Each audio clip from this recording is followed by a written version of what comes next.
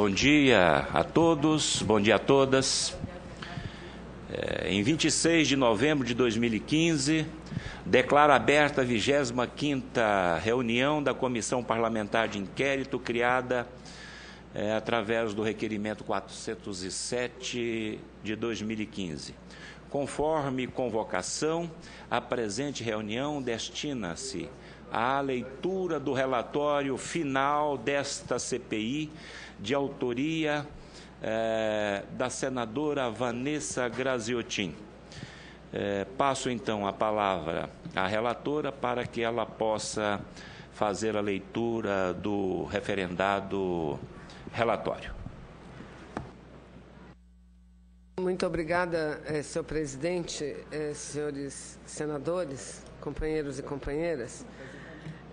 Eu primeiro gostaria de registrar que ontem nós vivemos aqui no Senado Federal um dia atípico. Um dia que todos nós acordamos com uma notícia triste e o desfecho se deu ainda no dia de ontem, já durante a noite.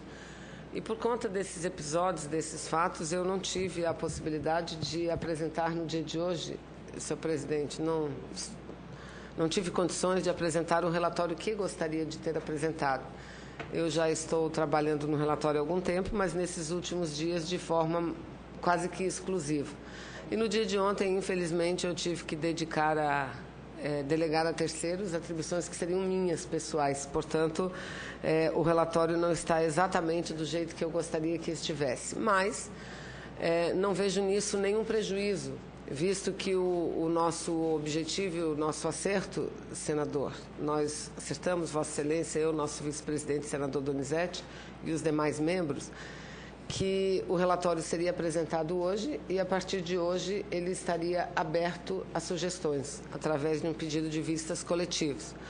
Porque, regimentalmente, o relatório de uma CPI, quando é apresentado, ele não comporta sequer emendas. Portanto, os senadores que deliberarão sobre o seu conteúdo deverão, obrigatoriamente, que aprová-lo ou rejeitá-lo. Eu não considero que seja o caso da nossa CPI. Portanto, uma CPI que nós procuramos desenvolver dentro do entendimento, não é, senador Donizete? E procurar contemplar, mesmo que dentro das divergências, mas naquilo que possível contemplar todas as visões. Então, eu vou ler o relatório, que já está publicado a partir de agora, e estou aberta às sugestões de todos os membros da CPI. Aberto.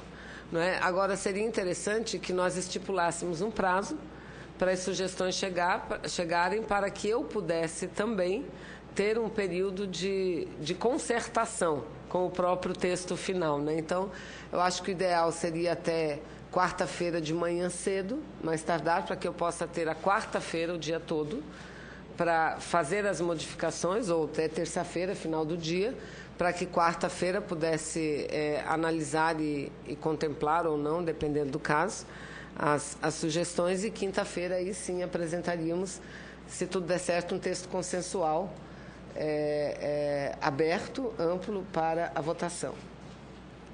Senadora Vanessa, nossa relatora, coaduno e concordo com Vossa Excelência com relação à leitura hoje do relatório e à quarta-feira da semana seguinte, até quarta-feira da semana seguinte, para que os membros da CPI façam, então, as suas sugestões e, na quinta-feira, então, na próxima quinta-feira, nós colocaremos o relatório em votação. Então, vamos à leitura, senhor presidente. Contextualização. A Comissão Parlamentar de Inquérito, criada para investigar possíveis manipulações de julgamentos no âmbito do Conselho de Administração de Recursos Fiscais CARF, CPI do CARF, foi criado por meio do requerimento 407/2015, Senado Federal, autoria do senador Ataídes. O CARF, por sua vez, foi criado pela medida provisória 449, de 3 de dezembro de 2008, convertida na Lei 11.941, de 27 de maio de 2009, e instalado em 19 de fevereiro de 2009, por meio da Portaria 41, de 17 de fevereiro de 2009. do ministro da Fazenda. Ele resultou da unificação do primeiro, segundo e terceiro Conselhos de Contribuintes, bem como da Câmara Superior de Recursos Fiscais, consubstanciando-se em órgão colegiado, paritário, integrante da estrutura do Ministério da Fazenda, com competência para julgar recursos de decisão de primeira instância, bem como os recursos de natureza especial, que versem sobre a aplicação da legislação referente a tributos administrados pela Secretaria da Receita Federal do Brasil. A ideia da unificação foi proporcionar maior racionalidade administrativa, redução de recursos operacionais e melhor aproveitamento de alocação dos recursos, considerando que os 3 conselhos tinham a mesma natureza e finalidade, porém, estruturas administrativas distintas, com sobreposição de tarefas e fluxo de trabalho. Segundo se tem notícia, atualmente, o CARF possui 3 seções, compostas por 4 câmaras cada seção. Estas integradas por turmas ordinárias e pela Câmara Superior de Recursos Fiscais. Cada uma é composta por 8 conselheiros, sendo metade deles representantes dos contribuintes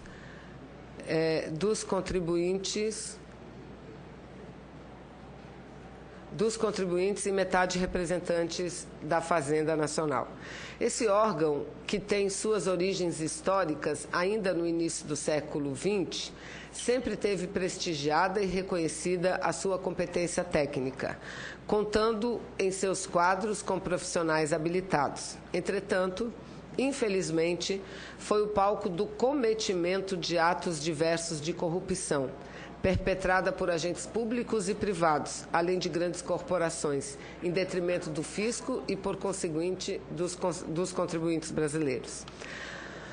Há a suspeita, conforme o requerimento de criação da CPI, de que julgamentos realizados no âmbito do CARF foram manipulados para, em descompasso com a lei, anular autuações fiscais ou reduzir substancialmente os tributos cobrados, resultando em sonegação fiscal de ordem de até 19 bilhões de reais.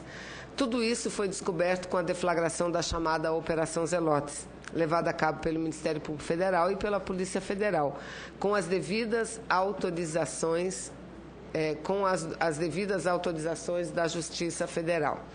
Efetivamente, existem indícios de irregularidades no julgamento de 74 processos envolvendo dívidas de bancos, montadoras de automóveis, siderúrgicas e outros grandes devedores, o que consistiria na maior fraude tributária já descoberta no país. Conforme divulgado pela imprensa, o prejuízo do erário já verificado seria em torno de 6 bilhões de reais.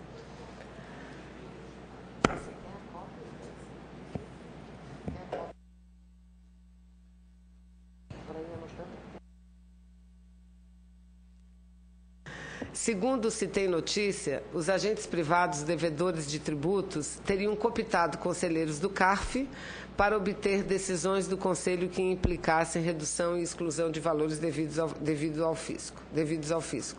Essas condutas, uma vez comprovadas, configuram, em tese, os seguintes delitos: advocacia administrativa fazendária, e aí em todos eu cito a legislação, que aqui não vou fazer a leitura: sonegação fiscal, corrupção ativa, corrupção passiva e ou concussão, tráfico de influência, lavagem de dinheiro, associação criminosa, dentre vários outros crimes gravíssimos, cuja reprovabilidade se mostra tão maior quanto vultuosos são os valores que deixaram de vir aos cofres públicos por conta da atuação do grupo. De acordo com Marcelo Nascimento Araújo, secretário executivo do Conselho, em resposta à mensagem eletrônica encaminhada por essa relatoria, entre aspas, na data da deflagração da Operação Zelotes, momento em que o CARF tomou conhecimento da operação em virtude da busca e apreensão dos documentos e computadores em sua sede, foram suspensas as sessões de julgamentos que ocorriam naquela data, bem assim as sessões de julgamento programadas até a presente data, ou seja, desde a deflagração da Operação Zelotes, o CARF não voltou a realizar sessões de julgamento e, portanto, não julgou nenhum processo nenhum processo desde então.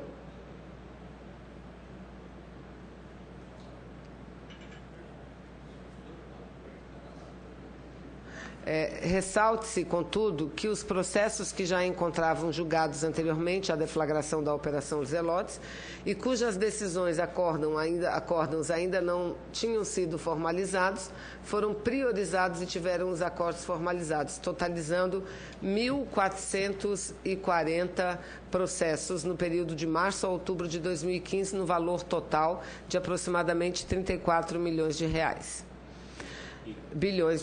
Além disso, foram priorizados os exames as admissibilidades de recursos especiais de divergências que se encontravam pendentes de apreciação. Entre março e outubro de 2015, foram analisados 5.184 processos no valor de 46 bilhões aproximadamente. Eu também não estou lendo os números exatos que aqui estão expressos. Em média, considerando-se os últimos 4 anos, o CARF julgou em torno de 37 bilhões ano. Logo, estima-se que o CARF deixou de julgar em torno de 25 bilhões, correspondente aos meses de março a outubro de 2015. Destaque-se, porém, que nem todo valor julgado resulta em arrecadação, pois o recurso pode ser provido em parte ou improvido. Os providos... Bom dia, senador Otto. Os providos em parte e os improvidos ainda podem ser objeto de novo recurso no próprio CARF.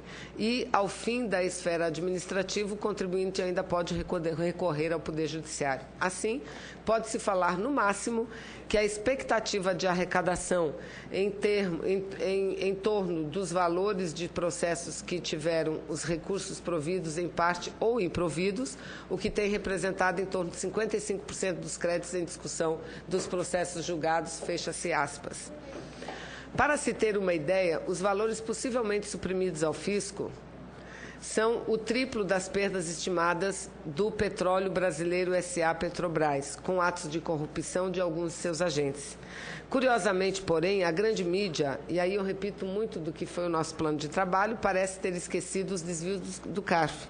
Talvez porque entre os suspeitos pela prática dos atos criminosos estariam grandes corporações, inclusive do sistema financeiro. Com isso, tornou-se ainda mais importante a atuação do Senado Federal na investigação de tais fatos. Logicamente, de forma complementar, como fizemos, à investigação já existente do Ministério Público Federal e Polícia Federal. Senador Otto, Vossa Excelência, nós temos disponibilizado, se Vossa Excelência quiser abrir o computador, pode acompanhar perfeitamente.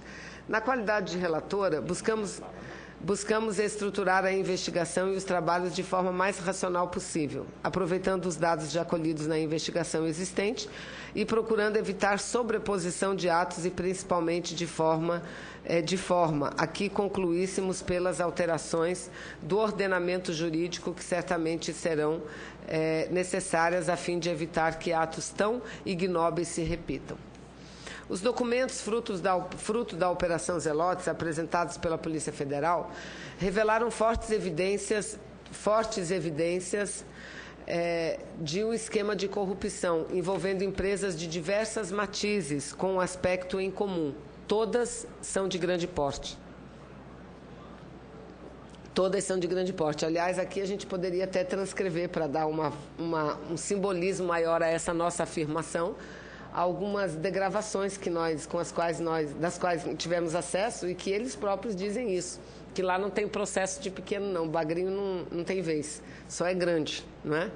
A operação Zelotes foi deflagrada em março, tendo como principais atores da investigação o procurador da República Federico de Carvalho Paiva e o delegado federal Marlon Oliveira Cajado dos Santos.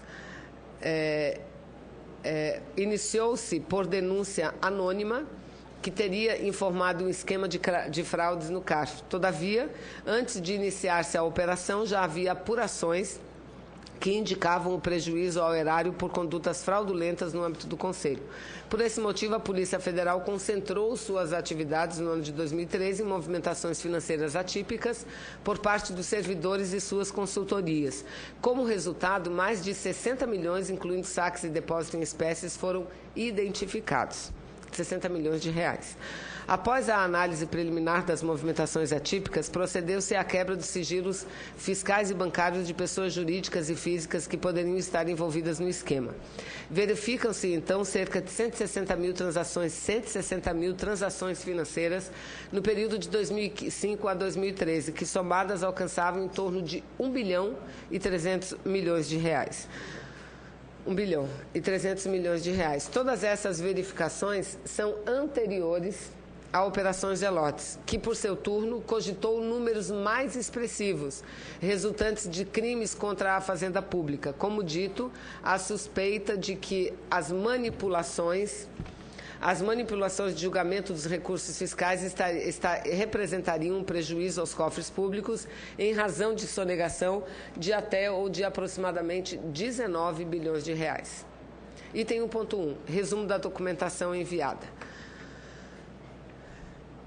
Aqui a gente vai ter que fazer uma complementação. A investigação foi instaurada por força de denúncia anônima, em que dava conta da prática de manipulação de julgamentos no âmbito do CARF, por parte de José Ricardo da Silva, que aqui esteve por 2 oportunidades, 2 vezes, e nenhuma das duas, na última vez, veio na condição de detido, né, preso, nenhuma das vezes falou, se negou a colaborar com a investigação dessa comissão parlamentar de inquérito.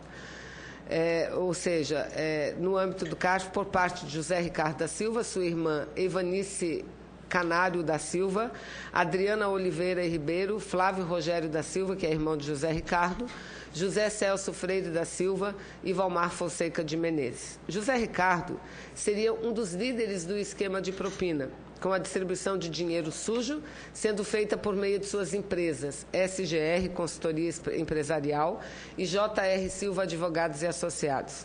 Dessa última empresa é sócia Adriana Oliveira e Ribeiro, que foi estagiária de José Ricardo e chegou a ser conselheira do CARF. Segundo diligências da Polícia Federal, essa empresa tem como sede endereço residencial. Já a SGR tem como sede o endereço residencial de Evanice. Outras empresas que participaram do esquema seriam a Agropecuária Terra Fértil, Marcondes e Maltoni Empreendimentos e Diplomacia Corporativa e Planeja Participações. Na denúncia anônima, relata-se ainda o envolvimento de pelo menos 2 conselheiros fazendários, quais sejam Valmar Fonseca de Menezes e Jorge Celso Freire da Silva. Dentre as empresas que teriam pago propinas para livrar-se de autuações fiscais, são citadas no relatório inicial da Polícia Federal a Mitsubishi Motors Company do Brasil, MMC, a RBS, afiliada da Rede Globo, no Rio Grande do Sul, JBS, Caoa, Cimento Penha, Gerdau e Anfávia. Paulo Roberto Cortez, ex-conselheiro do CARF, representante da Fazenda e também dos contribuintes, e que, segundo Malman, foi o verdadeiro autor da denúncia anônima. Moveu ação trabalhista contra a JR Silva Advogados Associados, alegando não ter recebido por serviços prestados. Há a suspeita de que esses recursos seriam decorrentes de propina. Aí, remetemos à folha 167. Metodologia. Item 2. 2.1. Delimitação do objeto da investigação. Além das informações constantes do requerimento de criação dessa CPI, foi necessário delimitar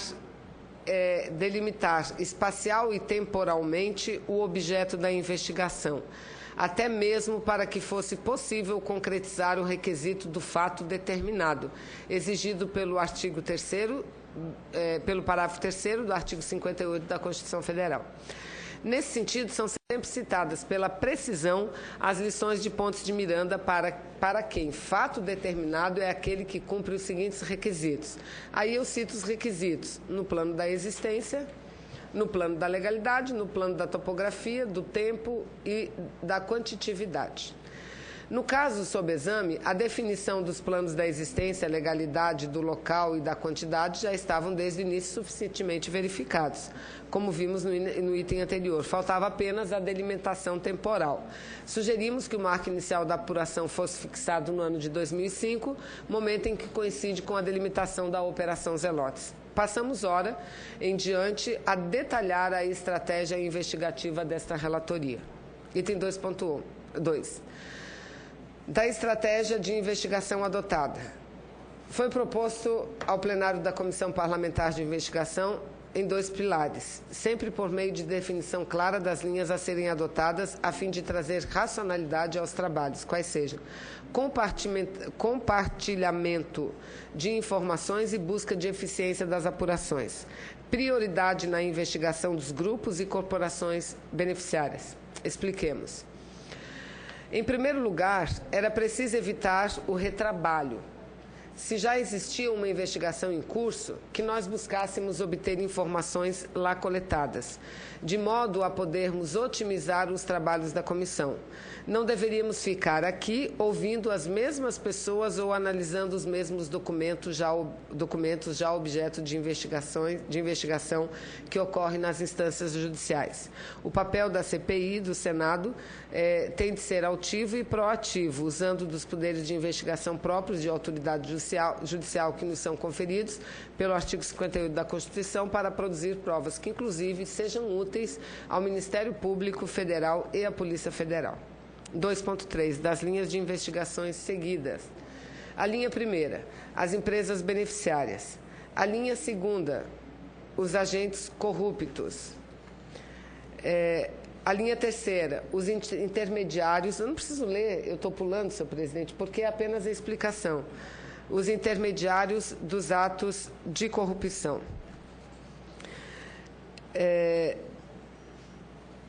A metodologia sugerida para a seleção dos casos analisados pela CPI baseou-se nos seguintes critérios: relevância dos valores em jogo, representatividade do caso para esclarecimento do esquema, existência de prévia abertura de inquéritos e ou outros procedimentos investigatórios para apurar o caso.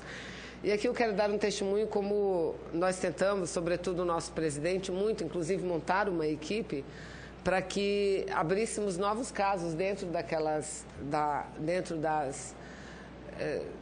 das possibilidades de haver fraude e ações criminosas, de abrirmos outros casos para além daqueles que já vinham sendo analisados pela Polícia Federal e Ministério Público. Tentamos formar uma equipe, ter um espaço físico aqui no Senado Federal, mas encontramos muita dificuldade para isso, não é, presidente? Muita dificuldade. A gente teve uma carência, que é o que falta também a gente colocar aqui, relatar quais os problemas e as limitações que a CPI, eu estou sugerindo, e nós vamos fazer, colocar os problemas e as limitações que as CPIs estão enfrentando, sobretudo nos últimos tempos. Eu acho que nos cabe uma análise, porque hoje é voz corrente, tem sido tema de muita discussão nacional, inclusive, senador Otto, o problema que vivem as CPIs. A CPI fracassou. Não, é porque o que ocorre hoje a gente tem uma realidade que se difere muito de uma realidade de 15 anos atrás, por exemplo. Há 15 anos, uma CPI iniciava uma investigação, quebrava sigilo fiscal, quebrava sigilo telefônico e analisava dados crus. Hoje não. No geral, hoje as CPIs, elas são fruto de investigações já procedidas, seja pelo Ministério Público ou pela Polícia Federal. Então, quando a gente quebra sigilo aqui, o que a gente recebe são documentos, são compartilhamento de documentos já à disposição e estudado tanto pelo Ministério Público quanto pela Polícia Federal. Então, nos cabe, eu acho que seria interessante que nesse nosso relatório fizéssemos aqui uma análise das dificuldades. Pois não, senador, da CPI. Além disso, os acusados vêm com habeas corpus para ficar em silêncio, né? Isso é uma coisa que o Poder Judiciário faz e protege o culpado ou aquele que é acusado, né? E o silêncio não pode ser julgado. Então, é uma grande vantagem que se dá ao acusado, aquele que está comprometido, como muitos que vieram aqui, comprometidos com a corrupção no CARF, né? O senador Ataíde e Vossa Excelência, senadora Vanessa Graziotin, eu tenho aqui, inclusive, que expressar a minha admiração, meu respeito pela determinação de ambos, sobretudo do nosso presidente, aí, do Ataíde e Vossa Excelência, em levar isso a cabo, porque se mexeu com gente muito poderosa aqui em Brasília. Se acabou com um ninho de corrupção, de desvio de recursos e de tráfico de influência muito grande, com gente muito poderosa aqui em Brasília, né? E o centro do poder aqui, eu posso dizer que o centro do poder da corrupção do CARF foi quebrado pela iniciativa do senador Ataíde, por Vossa Excelência, por os outros senadores que participaram aqui. Nós temos várias comissões por dia, fica em uma ou outra comissão. Tive aqui poucas vezes, mas às vezes tentei colaborar da melhor forma. Mas quero aqui ressaltar o trabalho de ambos, né, nessa CPI do CARF. Aqui foram ouvidas pessoas, investigadas. Eu tenho absoluta certeza que o relatório da senadora, que eu já soube, são 300 páginas, né, vai trazer realmente uma contribuição muito grande para se evitar que aconteçam coisas dessa natureza. O senador Ataídes apresentou um projeto que eu tenho tentado levar para a Agenda Brasil. Já solicitei várias vezes, inclusive a Secretaria da Mesa. Vou reiterar que o presidente dessa casa, o senador Renan Calheiro, encaminha a Agenda Brasil para que lá nós possamos aprovar esse projeto, que seria de uma grande contribuição, se for aprovado, para evitar vícios dessa natureza, gabinetes de traficância dentro da capital federal, aqui do Distrito Federal, que toda hora acontece um caso ou outro. E eu que vim aqui para Brasília pela primeira vez, a moeda no meu estado é real, no máximo é milhão, aqui é sempre bilhão, então assombra a todos nós, né? Ontem mesmo, na Agenda Brasil, falando sobre essa questão que os estados vivem, senador Ataídes, aqui dentro do Distrito Federal, o governo do Distrito Federal, que tem uma população de 2.800.000 habitantes, vou repetir, Distrito Federal, o DF, o governo tem aqui para tomar conta e fazer a gestão de 2.800.000 habitantes. E tem um orçamento de 30 bilhões de reais. É a maior renda per capita do Brasil, em termos de estado, mais que São Paulo. A Bahia tem 13 milhões de habitantes e o governador tem um orçamento de 42 bi. Para que os senhores vejam assim, a diferença do que passa dos estados nordestinos e aqui no Distrito Federal. E nós não temos lá a situação de fiscal que acontece aqui, como está acontecendo agora, né? Fruto de gestões que vem acontecendo aqui, com exceção talvez do ex-governador e hoje senador Cristóvão Buarque, de repetidas vezes problemas administrativos graves que comprometeram a gestão. Portanto, eu acredito e sou defensor, como ontem falei, de um pacto federativo e, acima de tudo, do pacto federativo, que se pudesse fazer a revisão para dar autonomia às assembleias legislativas, para que ela pudesse legislar em cima de tantas e tantas matérias que são decididas aqui, e sai daqui uma receita única para vários estados brasileiros e para vários municípios brasileiros. Então, eu digo sempre isso, faço essa comparação. O piso salarial pago em São Paulo, que foi aprovado aqui, e São Paulo é o terceiro orçamento do Brasil, primeiro é da União, segundo é do Estado, terceiro é da capital paulista, né? Então, o piso salarial aprovado aqui, que é pago em São Paulo, é o mesmo piso salarial que é pago em Catolândia, na Bahia, que tem 2.905 habitantes. A não ser que tenha nascido de ontem para hoje um lá. Mas ontem o prefeito Pimentel me falou que lá tem 2.905 habitantes. E a arrecadação mensal é de R$750 mil. Para ter o UBS, para ter PSF, para ter o hospitalzinho municipal, para pagar o piso salarial de professor, para pagar todos esses programas que foram aqui aprovados. CAF, CAPES, Pró-Jovem, Pró-Idoso Enfim, esse é o retrato do que aconteceu nos últimos anos no Brasil, pela centralização excessiva de poder em Brasília, político, administrativo e financeiro, e pela centralização de todos os maiores atos de corrupção que aconteceu no país. Essa aqui é a capital federal, mas a capital também, em função desse poder excessivo, a capital onde acontecem os maiores atos de corrupção no país e precisam ser punidos com esse relatório que eu tenho absoluta certeza da senadora Vanessa Graziotin e também da condução correta, firme do senador Thaís Oliveira à frente da CPI do CAF. Relatora Vanessa, peço a Vossa Excelência só um segundo para agradecer a fala do nosso querido presidente da CMA, senador Otto Alencar, que, na maneira do possível, sempre esteve aqui conosco.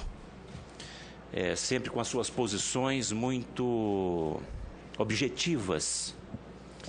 E, senador Otto, a senadora Vanessa começou colocando as dificuldades que uma CPI aqui no Senado atravessa, não é? Eu pretendo, após a leitura da relatora, até fazer um breve relato. Mas eu percebo que uma CPI para investigar um crime de sonegação fiscal, que é um crime complexo, com uma quadrilha da mais alta qualificação e articulação, se tratando-se de um volume que eu particularmente acredito que o erário e o povo brasileiro tenha tido aí um prejuízo superior a 30 bilhões de reais. Eu vejo que um dos maiores problemas nossos é o tempo. É o tempo. Como a senadora Vanessa bem colocou no início, na apresentação dos trabalhos dessa CPI, nós então buscamos a trabalhar paralelamente à Operação Zelotes, não requentando o que já havia sido feito ou que estava a ser feito pela Operação Zelotes, tão competente pelo Ministério Público Federal, Polícia Federal. E aí, então, nós buscamos informação, inclusive eu me lembro de requerimento de Vossa Excelência, pedindo informações à Receita Federal sobre os processos que ainda estava em carteira para ser julgado na ordem de 565 bilhões de reais, mas Vossa Excelência se ateve só naqueles de maior vulto, que somava 327 bilhões de reais. Como também nós pedimos todos os julgados durante de 2009 a 2014, todos julgados acima de 50 milhões de reais. E a Receita nos atendeu. E eu quero, nesse momento, senadora, eu acho que Vossa Excelência vai falar sobre a Receita Federal do Brasil, nos atendeu muito bem. Como o Ministério Público também nos atendeu, a Polícia Federal também nos atendeu muito bem. Mas aqui eu vejo que o tempo foi o nosso maior inimigo. E eu percebo, senador Otto, que eu esqueci de lhe agradecer, né, pelas suas palavras, eu percebo que a maior contribuição que nós podemos dar, além desses nossos esforços aqui, é a parte legislativa. A formatação, como o CARF funcionava até a deflagração da Operação Zelote, a criação desta CPI, era uma coisa absurda, inaceitável, incabível, pode-se dizer, não operacional. Era uma porteira aberta para a corrupção, né? E a prova está aí. Então, essa PEC 112, que nós, de minha autoria, e na verdade é de autoria da participação de todos os membros aqui da CPI, da relatora, que nós discutimos aqui em audiência pública, com dois grandes juristas, com a presença também da Receita Federal, e que hoje está sob a batuta de Vossa Excelência, que é o presidente da dessa Comissão da Agenda Brasil, e que, lamentavelmente, esse processo já protocolado há mais de 4 meses, ainda não chegou nas mãos de Vossa Excelência. Eu sei que Vossa Excelência tem cobrado muito esse processo, e agora, com a prisão do nosso colega Delcídio Amaral, que era o relator, vamos ter que designar um outro relator. Então, eu percebo que esta PEC, essa parte legislativa, vai ser a grande contribuição que nós podemos dar ao povo brasileiro. Eu agradeço mais uma vez a fala de Vossa Excelência e passo para a senadora Vanessa ler aqui as suas centenas de páginas. Não vou assustar ninguém, porque muita coisa a gente vai poder deixar para leitura individual, porque são exposições de casos, enfim. Eu leio as principais, claro, tenho claro isso. Todos os senadores têm. Está disponibilizado, exatamente. Não vou passar amanhã Poderão inteira. ler e, na próxima reunião, claro, opinar ou querer alterar alguma coisa, né? Além daquelas partes que trazem um arcabouço das ideias que nós estamos apresentando e as sugestões. Bom, a quantidade dos valores que possivelmente deixaram de ser recolhidos ao fisco é logicamente um fator relevante. Diante dos impactos financeiros do esquema de corrupção montado no CARF, era justificável que a comissão desse prioridade aos casos que movimentaram maiores valores, segundo informações da Polícia Federal e Ministério Público Federal. O caso de maior repercussão nesse sentido é o que envolve o Banco Santander Safra. De outra parte, é preciso levar em conta que havia, na verdade, vários esquemas de corrupção no CARF. Assim, fez-se necessário analisar um caso que seja pragmático, que permitisse ter um panorama claro de como operavam as quadrilhas. E, segundo o que se apurou, o caso mais representativo nesse contexto foi o da Mitsubishi MMC. Também merece destaque pela representatividade do caso a situação da Ford, empresa que, pelo que se constatou, sofreu verdadeiro achaque por parte da quadrilha. Situação distinta, pelo que se apurou, de outro caso paradigmático relativo ao esquema que beneficiou a RBS. Finalmente, o terceiro critério, a existência de inquéritos abertos para apurar o caso, foi considerado fundamental para evitar que se perdesse o foco da CPI. Não se considerou oportuno que a CPI, portanto, demandasse tempo para investigar fatos que a própria PF considerou de difícil comprovação e nós aqui sem as condições estruturais para desenvolver esse trabalho. Eis um resumo esquemático de como funciona o esquema de prática de ilícitos no âmbito do CARF. Aí vem aqui algumas tabelinhas que a gente apresenta em forma de gráfico para o melhor entendimento daqueles que se interessem em ver como funciona o modus operandi, né, segundo a investigação, senhor presidente. Análise dos principais casos. Aí é que eu já vou dizer que a leitura deve ficar para os senhoras e senhores. Eu estou colocando alguns casos. Caso haja alguma opinião de algum senador, algum membro da comissão, de que outros casos deverão entrar, a gente pode colocar, porque não foram esses únicos. Eu apenas cito aqui no relatório alguns casos. Então, o 3.1 é o caso da Mitsubishi. A gente faz um resumo, mostrando que, nesse caso, resultou numa exoneração de 99,64% do crédito tributário originalmente lançado. É muito grave. Que originalmente, ao despencar de cerca de 260 milhões para 960 mil reais, e o importante nesse caso não são só os valores, é todo o modus operandi, todos os fatos que ocorreram em torno deles, já fartamente comprovado, senhor presidente, pela investigação, que essa redução do crédito não decorreu de uma justificativa legal plausível por parte da empresa, mas sim por conta da atuação desses grupos criminosos que manipularam o julgamento, ganharam muito dinheiro com isso para fazer com que o débito da empresa MMC com o fisco brasileiro passasse de 266 milhões para somente 960 mil, registrando também que o que a empresa gastou o que a empresa gastou com contratando empresas de advocacia e empresas de consultoria, foram valores também bem significativos. Mais adiante, senhor presidente, a gente destaca que, para além do caso da Mitsubishi, os relatórios da Polícia Federal, eles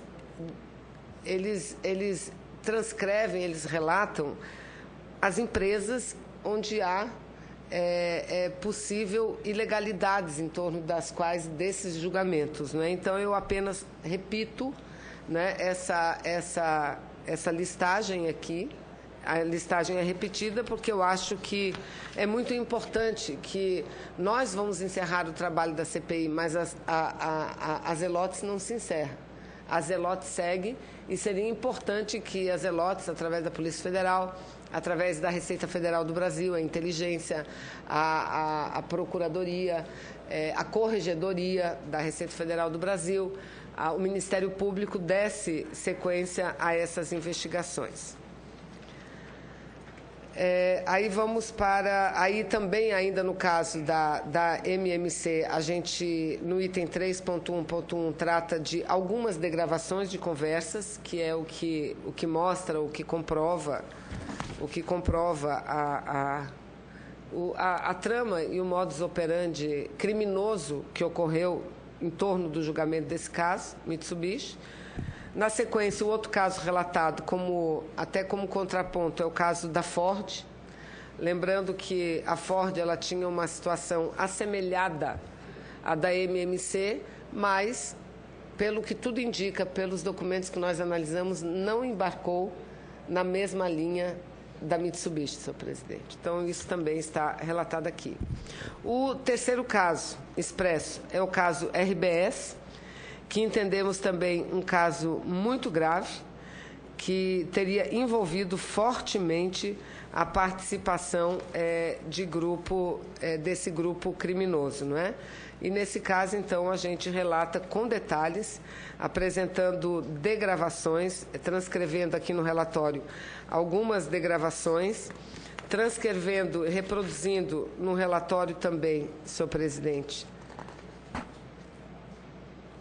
também no relatório, reproduzindo algumas mensagens, que nós temos o entendimento, mensagens essas que foram tratadas na CPI, portanto, não há mais sigilo sobre as mesmas, não é? E que envolvem, possivelmente, pessoas com muita influência na República, não é? Esse caso da RBS, inclusive destacando aqui que o caso já subiu, a denúncia nesse caso já foi feita, e foi feita em instância superior da Justiça no Supremo Tribunal Federal, porque há o envolvimento de um parlamentar federal. Então, esse aqui é um caso que já está denunciado e que, portanto, nós temos que acompanhar as ações do Poder Judiciário, que tem que ter celeridade e tem que dar prioridade a essa investigação. É o que a gente destaca aqui em nosso relatório, senhor presidente. Um outro caso é o caso da Lasertec. O caso da Lasertec, que também a gente teve condições, né, em decorrência dos trabalhos realizados pela Polícia Federal, pelo Ministério Público, de expressar de forma mais clara como foi que ele se deu, quais as pessoas envolvidas, quais as empresas envolvidas e os valores envolvidos também, senhor presidente. Então, esse é um outro caso detalhado em nosso relatório, né? Também aqui a gente apresenta conteúdos de degravações. Ouvimos, por exemplo, a ex-conselheira Megan Sá, né? Aqui a gente trata desse assunto também, senhor presidente, desse caso da Lasertec. Bom, então seriam esses casos, basicamente, que a gente cita como exemplos. É que eu registro, senhor presidente, se houver interesse, porque não são os únicos, existem vários outros casos. o interesse de que o nosso relatório, a título de exemplificação, citem outros casos e relatem também, o relatório está aberto a isso. Item 4, das provas produzidas pela comissão. Com base na documentação encaminhada pelo Ministério Público e Polícia Federal, além das linhas de investigações próprias da comissão, o colegiado conseguiu produzir provas robustas da existência de diversos ilícitos. Muitas dessas provas são, inclusive, complementares às que constam da Operação Zelotes. Destacam-se, nesse sentido, os depoimentos colhidos na CPI, em que foram confirmadas várias suspeitas acerca do funcionamento dos diversos subesquemas que operavam no âmbito do CARF.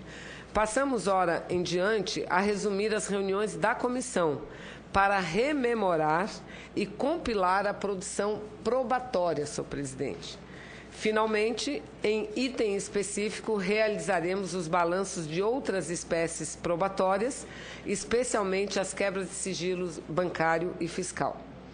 Aí, no item 4.1, que ainda estamos no item 4, que são as provas produzidas pela comissão, no item 4.1 a gente trata das reuniões da nossa CPI, dos depoimentos dos investigados e das provas produzidas.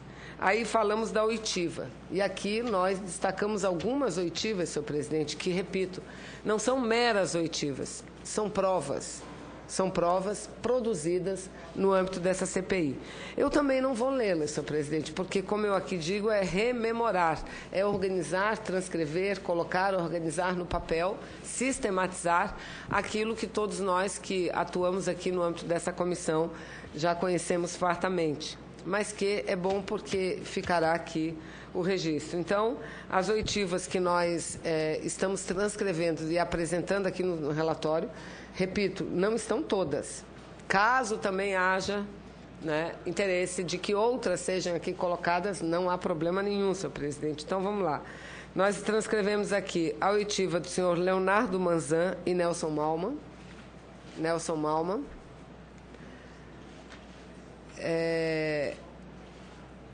Aí a gente segue.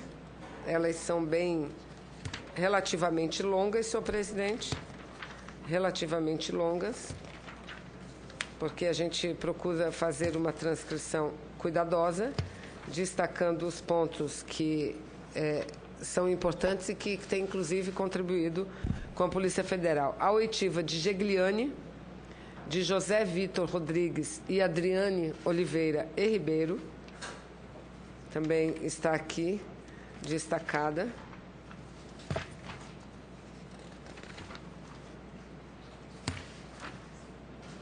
A oitiva do Robert Richer, que é um dos executivos da empresa MMC, não era o executivo à época do ocorrido, mas é quem responde formalmente pela empresa. Está aqui toda a oitiva do senhor Robert Richer.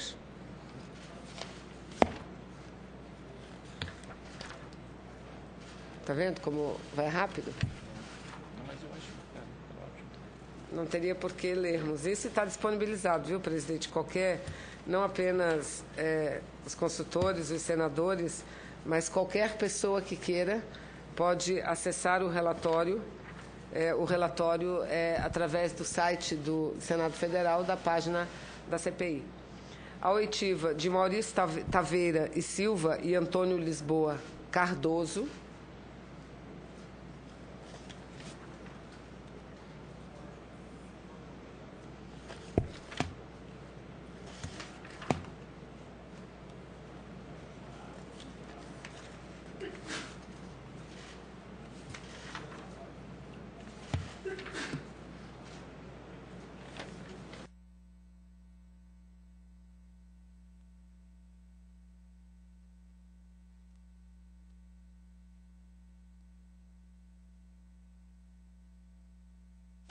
De Hugo Rodrigues, que também esteve conosco 2 vezes. Motorista, né? O faz tudo, né? O faz tudo. O carregador de processos, de dinheiro, envelopes. A oitiva do senhor Hugo Rodrigues Borges. Esse não... Você veja, não é nenhum representante não é nem conselheiro do CARF, nem representante de empresa, e veio aqui e falou, né? Falou o que... contribuiu. Não sei se com tudo, mas falou, foi um dos poucos. A oitiva de Edson Pereira Rodrigues.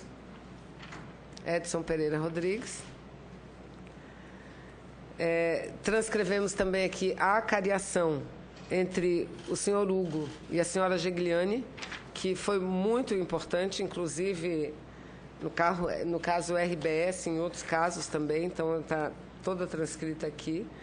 A oitiva de Alisson Carvalho da Silva e Eduardo Gonçalves Valadão. E paramos aqui as oitivas. São essas as oitivas que nós transcrevemos no relatório, senhor presidente. E, na sequência, a gente passa às audiências públicas, a transcrever as audiências públicas que fizemos com dirigentes do CARF, com ex-dirigentes do CARF, com tributaristas, onde tratamos, como Vossa Excelência relata, de assuntos que diz respeito à legislação. Nós procuramos ouvir, né, várias pessoas, como o senhor Carlos Alberto Barreto, que é o atual presidente do CARF, o próprio procurador do Ministério Público, doutor Frederico, o delegado da Polícia Federal, Oslaim, o delegado Cajado, e vários outros, senhor presidente. Então, aqui a gente faz um relato para, resumidamente, mostrar a posição e depois chegar às nossas conclusões, não é? do que eles apresentaram. Tratamos também das audiências. Nós relatamos aqui o debate havido o primeiro debate com os tributaristas, estudiosos, os senhores Gustavo André Brigagão, Heleno Taveira Torres, Carlos Alberto Freitas Barreto e o Wilson Antônio Romero. Então, também foi eu acho que uma das melhores reuniões, de grande valia, nos inspirou muito. E a gente percebeu nessa oitiva que mesmo entre eles, não somente entre nós, os parlamentares, mas mesmo entre eles, há muita dúvida. Existem muitas interrogações sobre o futuro do CARF que têm que ser dirimidas. Não é um assunto tranquilo. Nós, infelizmente, estamos chegando a essa CPI sem uma conclusão mais clara, sem poder apresentar algo mais unitário. Só a paridade. Mas tem alguma coisa aqui que eu acho que já é um avanço importante, senador, e que Então, a gente fala também que é muito importante, porque são não apenas impressões apresentadas aqui, mas estudos, opiniões e relatos muito importantes do ponto de vista técnico e legal, inclusive de experiência de outras partes do mundo, não é?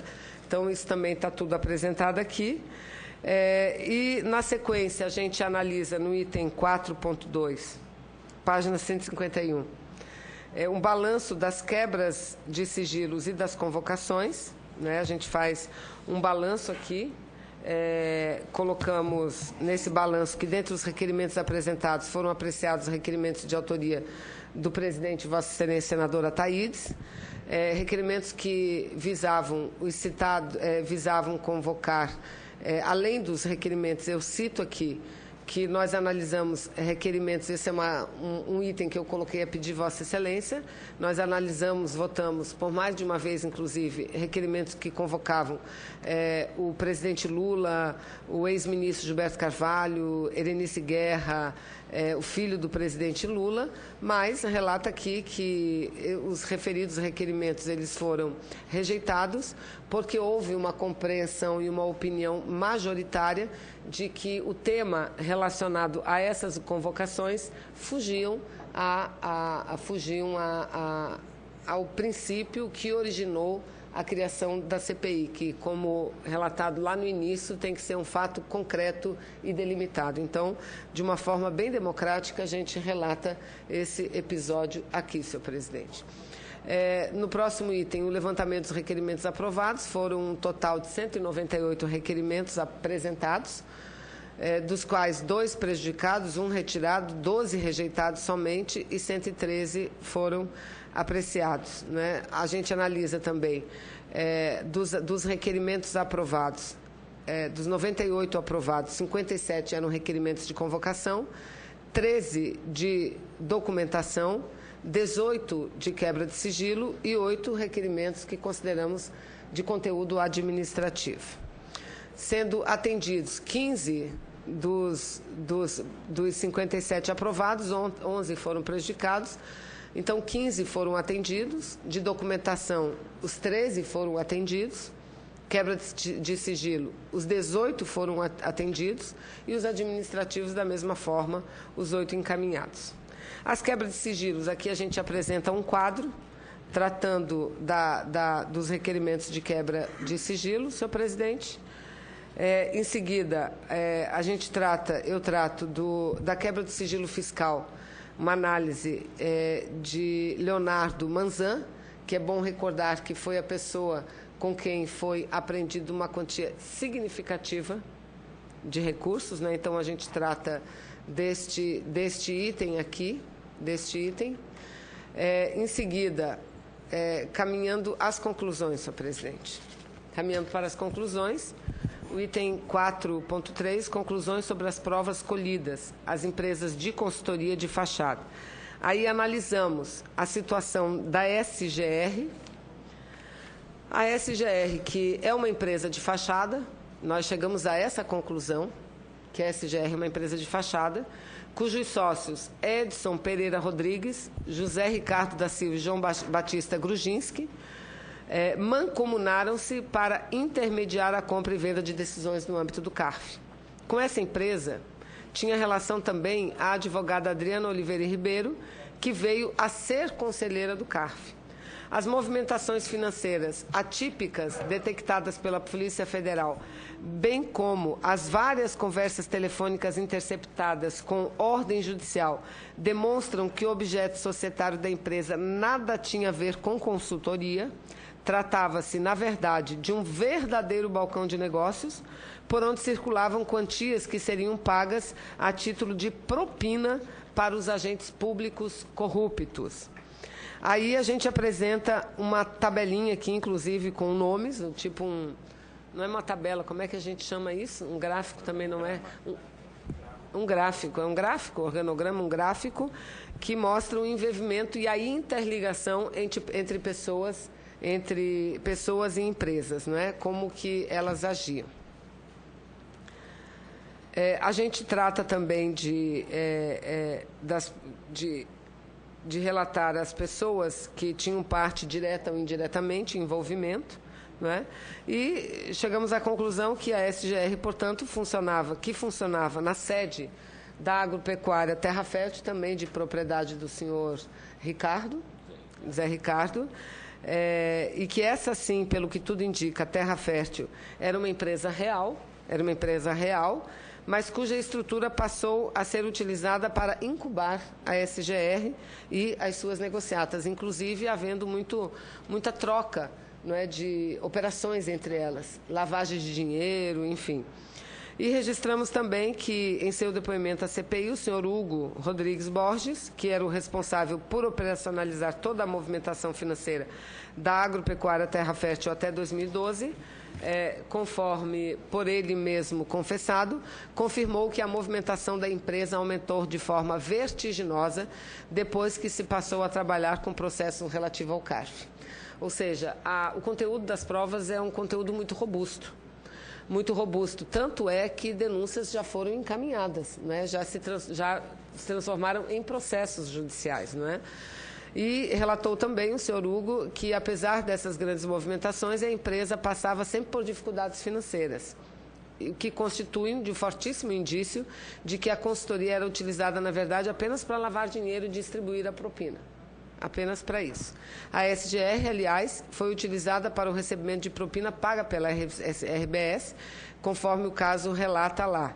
E também manteve relações escusas, é bom registrar, com uma outra empresa, essa de advocacia, que é a Marcondes Maltoni.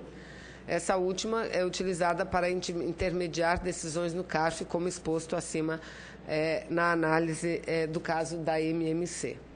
A outra empresa analisada, a JR Silva Advogados Associados, mais uma empresa de fachada, também de propriedade dos sócios, constituída pelos sócios Eivanice, José Ricardo, Eduardo Valadão, Clara Venusta e Adriana Oliveira e Ribeiro.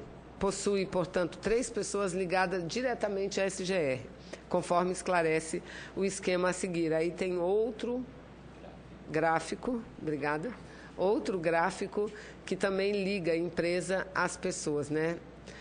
O simples fato do escritório ser capitaneado por um conselheiro do CARF, o senhor José Ricardo, e ter como sócia 2 conselheiras, que são Adriana e Eivanice, já constituiria, em tese, motivo suficiente para a suspeita de sua utilização para finalidades ilícitas, além de que uma ilegalidade, porque mesmo não sendo conselheiros representantes do fisco e sim dos contribuintes, eles tinham atuação como agentes públicos, né? Então, essa é uma análise que nós temos também. A outra empresa ABC, Consultoria Tributária, e SVR, Construtora e Incorporadora. Também empresas com a participação em seu quadro societário de outro conselheiro, que era Paulo Roberto Cortez. Na segunda delas, que é a SVR, os 3 sócios eram o Cortez, o José Ricardo e o Eduardo Valadão. Valadão.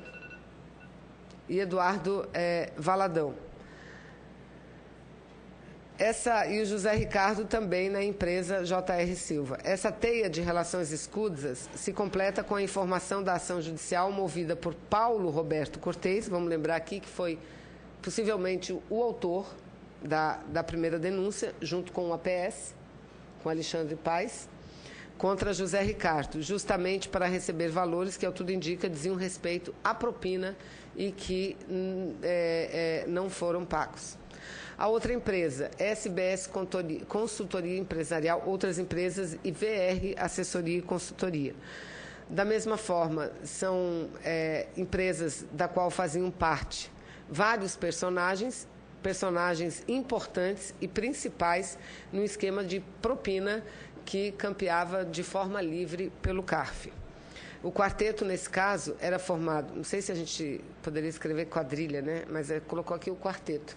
Era formado por Jorge Vitor Rodrigues, que era conselheiro, Romeu Salário, ex-auditor da Receita Federal. Salazar? Não, Salário? Salazar? Está errado? Salazar. Vamos já ver isso. Tá, eu acho que é outro, que é ex-auditor fiscal da Receita, Eivani Antônio, que é pai de Eivanice e de José Ricardo, e Agenor Manzano, ex-também auditor da Receita Federal e pai de Leonardo Manzano. Aqui, novamente, apresentamos um gráfico com as figuras e como elas estão ligadas entre si. E que já não era novidade o envolvimento de pessoas citadas e da empresa em práticas espúrias ou escusas. A mencionada empresa de consultoria ficou conhecida no início da década passada em razão de ser protagonista de um episódio envolvendo um lobby para alteração da legislação a fim de beneficiar a Fiat, livrando-se do pagamento de multas e juros no montante de aproximadamente 630 milhões de reais referentes ao não recolhimento de CSLL, que é Contribuição Social sobre o Lucro Líquido. O episódio culminou com os sócios acionados como réus de um processo de improbidade administrativa. Ademais, o imóvel apontado como sede da empresa fica situado no conjunto residencial e não há placas indicativas da empresa. Realizando vigilâncias, não houve movimentação de pessoas ou veículos. Não foi constatado o funcionamento de nenhuma empresa, segundo o levantamento investigativo de diligências realizada pela Polícia Federal.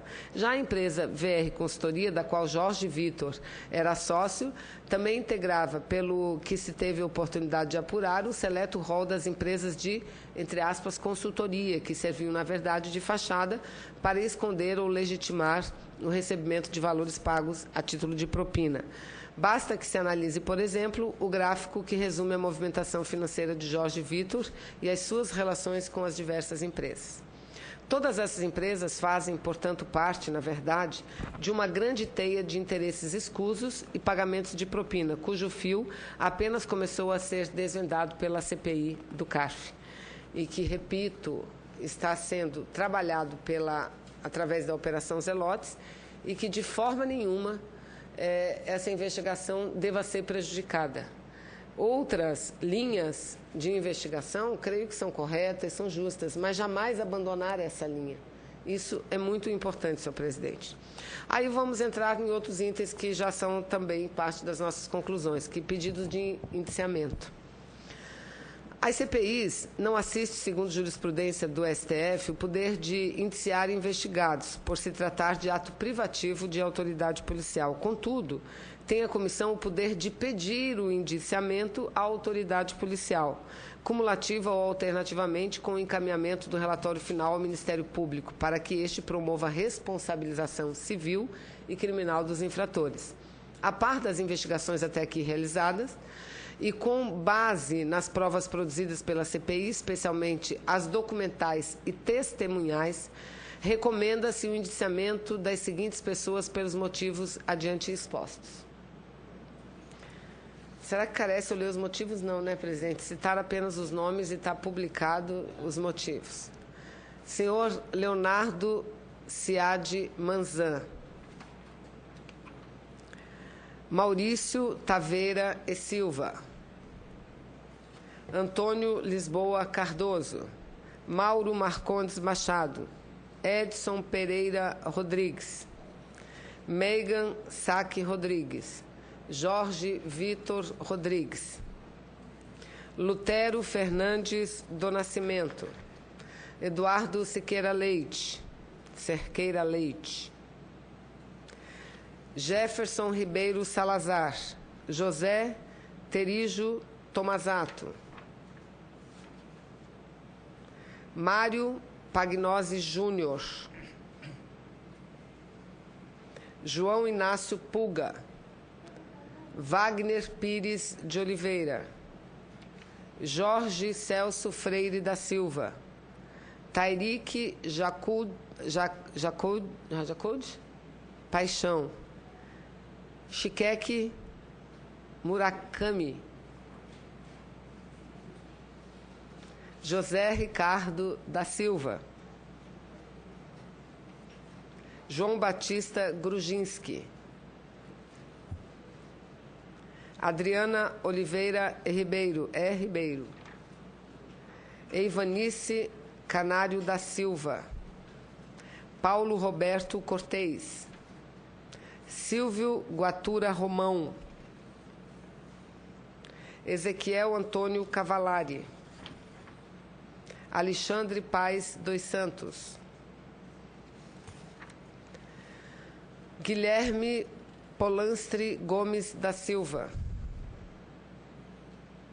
Paulo Arantes Ferraz. Concluímos aqui. Desculpa. Carlos Juliano Ribeiro Nardes. E Paulo Arantes Ferraz. Então, seriam esses os indiciamentos, senhor presidente. Eu repito, nós teremos o prazo de uma semana para que todos fizeram as suas análises, chegaram às suas conclusões.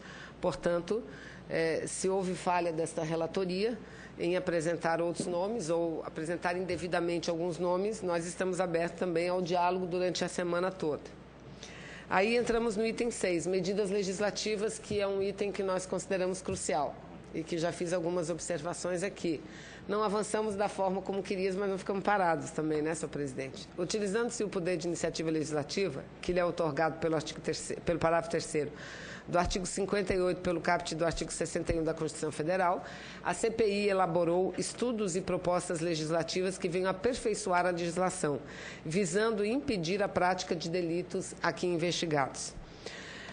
Eu vou colocar, precisamos colocar um outro item aqui, lá no início, presidente, porque eu fiz um relato e procurei ser muito fiel à análise feita pelos próprios dirigentes deste novo CARF, de tudo o que aconteceu desde do desfecho da Operação Zelotes, né? Ou desde a publicização dos fatos que envolvem as investigações feitas através da Operação Zelotes, que o CARF ficou paralisado. Mas nós também, o Poder Executivo, primeiro, estabeleceu um decreto, que falta a gente colocar aqui, exatamente, e gerou um outro projeto votado somente semana passada, no plenário do Congresso Nacional, relativo ao CARF, que foi a partir daí que o CARF passou a ter possibilidade de voltar a operar na normalidade, não diria bem na normalidade, mas minimamente. Então, isso aí é uma falha nossa, eu não sei por que nós não colocamos, mas nós temos que fazer lá no início esse relato de uma forma detalhada, inclusive destacando, não tem por que nós deixarmos de reconhecermos as nossas falhas, porque o projeto estava no Congresso Nacional e lá ficou muito tempo parado. E nós deveríamos ter votado antes, assim como nós temos que registrar aqui acordos, ou está registrado aqui, eu já havia pedido acordos que estão... Eu trabalho esse aspecto aqui. Então, deixa eu ler e depois eu faço minhas observações. Não vamos colocar a carroça na frente dos bois, não. Então, medidas legislativas. Elaborou estudos e propostas legislativas que venham aperfeiçoar a legislação visando impedir práticas de delitos aqui investigados. Foram realizadas 2 audiências públicas, uma no início e outra mais próxima à segunda fase do funcionamento da CPI para debater o quadro institucional do CARF e as possibilidades de alteração em sua estrutura. Desses debates com especialistas, a CPI colheu informações de que o principal resultado que poderia advir de seus trabalhos seriam justamente as propostas de alteração legislativa. Em especial, adotou-se a estratégia de apresentar projetos de lei que visem aperfeiçoar o funcionamento de instituições e do sistema tributário nacional com o cuidado de não esbarrarmos na reserva de iniciativa do chefe do Poder Executivo, que está estabelecido pelo artigo 61, parágrafo 1º, inciso 2, a linha E da Constituição Federal, e de encaminhar à Presidência da República sugestões de alterações legislativas em relação a matérias cuja iniciativa seja exclusiva do Executivo. Aí, as proposições legislativas apresentadas. Na tentativa de diminuir o contencioso fiscal, de acelerar o trâmite dos procedimentos administrativos fiscais e desestimular recursos protelatórios nesse âmbito, que a gente cuidou de colocar aqui, porque quando nós transcrevemos as audiências técnicas que debateram o conteúdo e a forma da organização do sistema que trata do contencioso administrativo tributário, nós colocamos a ineficiência que é essa estrutura administrativa, não é? Esse arcabouço todo que faz com que um processo leve 20 anos e que a taxa de retorno seja apenas de 2%. Então, o relatório, que eu não li na sua totalidade, mas ele expressa de forma muito clara e enfática isso. E é exatamente isso que nós temos que modificar. Obrigada. Então, na tentativa de diminuir o contencioso, de acelerar o trâmite de procedimentos administrativos fiscais, de estimular recursos protelatórios nesse âmbito, bem como de assegurar que o CARF respeite as normativas editadas pela Autoridade Tributária Federal, propusemos, através do presidente da comissão, senador Ataídes Oliveira, uma proposta de emenda constitucional que o presidente apresentou. E, na qualidade de relator, eu também apresentei 3 projetos de lei, 2 complementares, para tentar aperfeiçoar o funcionamento do contencioso administrativo tributário no Brasil. De autoria do presidente do CARF, senador Ataídes Oliveira, tivemos a apresentação da PEC número 112, inspirada na opinião de diversos juristas e especialistas na questão tributária. A PEC visa a alterar a Constituição Federal para disciplinar o contencioso administrativo fiscal no âmbito da União, dos Estados, do Distrito Federal e dos municípios, e a composição dos respectivos órgãos para estabelecer que o procedimento será fixado por lei complementar, a ser editada em até 90 dias após a promulgação da emenda constitucional. Prevê-se o preenchimento dos cargos do CARF e em conselhos análogos mediante concurso público de provas e títulos, além de promoverem mudanças no Instituto com o intuito de acelerar a tramitação de processos judiciais relativos à execução fiscal. Então, esse foi o projeto apresentado, a PEC apresentada pelo presidente da comissão.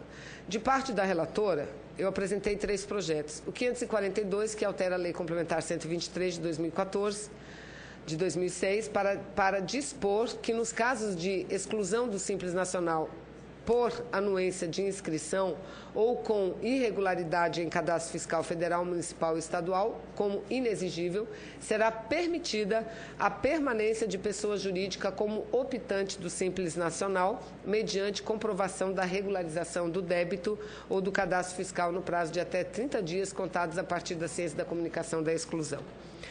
Por outro lado, o PLS 543 pretende melhorar o funcionamento do CARF, que atualmente não vem respeitando os atos normativos editados pela autoridade fazendária. Para tanto, o projeto insere o artigo 100A no Código Tributário Nacional, aqui, que é a Lei 5.172, de 66, para dispor sobre a observância dos atos normativos expedidos pelas autoridades administrativas em todas as instâncias, independentemente de vinculação ao órgão que a editou. Já o projeto 544 altera o decreto 7.235, de 72, para excluir o efeito suspensivo dos recursos voluntários contra decisões de primeira instância no âmbito do processo administrativo fiscal da União. Porque quando há o recurso, a cobrança se suspende. Então, nós estamos suspendendo o efeito suspensivo. Busca-se, assim, racionalizar o contencioso administrativo fiscal federal, dando-lhe mais agilidade e evitando a repetição de abusos tais como os verificados por intermédio das investigações levadas a cabo por essa CPI. Esse proceder de apresentar proposições legislativas antes do próprio relatório final foi o que nós fizemos. É costumeiro no âmbito das CPIs dessa Casa. Mesmo assim, foi possível, em virtude da comunhão de esforços dos membros dessa comissão, que unanimemente reconheceram a necessidade de reforma do processo administrativo fiscal, embora não tenha havido ainda consenso sobre a forma de fazê-lo. Nós não conseguimos construir o consenso na sua integralidade. Os poucos que nós construímos, nós estamos relatando aqui. Então, senhor presidente, tanto a PEC de Vossa Excelência como os meus projetos, eles são extremamente polêmicos. Assim como eu recebo muitas manifestações elogiosas, eu tenho recebido muitas manifestações contrárias ao conteúdo dos projetos que apresentei, como a PEC de Vossa Excelência. Por fim, eu trato aqui dos consensos construídos. Um consenso, primeiro, relativo à necessidade de ouvirmos os diversos segmentos da nossa sociedade para a construção de propostas legislativas que sanem as falhas no processo contencioso administrativo tributário da União, contando com a valiosa participação de técnicos e especialistas de reconhecida capacidade. Este é um item de grande complexidade e que foi relegado a um segundo plano ao longo dos últimos anos. Nosso contencioso administrativo encontra-se ancorado num decreto de 1972, desalinhado com a nossa própria Constituição Federal e com o nosso Código do Processo Civil.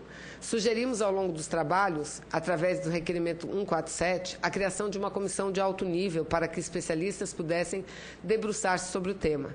Apesar do apoio de todo o pleno da comissão e da presidência do Senado Federal, não se pôde instalá-la, pois existe em funcionamento na Casa a comissão de juristas que trata sobre a questão da desburocratização. Criou-se, então, no âmbito desta comissão, uma subcomissão encarregada da análise de temas tributários que vai rever a utilização de sanções administrativas fiscais como mecanismos de coerção tributária, além de discutir a simplificação dos procedimentos registrais, das relações das empresas com o Estado e dos procedimentos relativos ao Conselho Administrativo de Recursos Fiscais, CARF.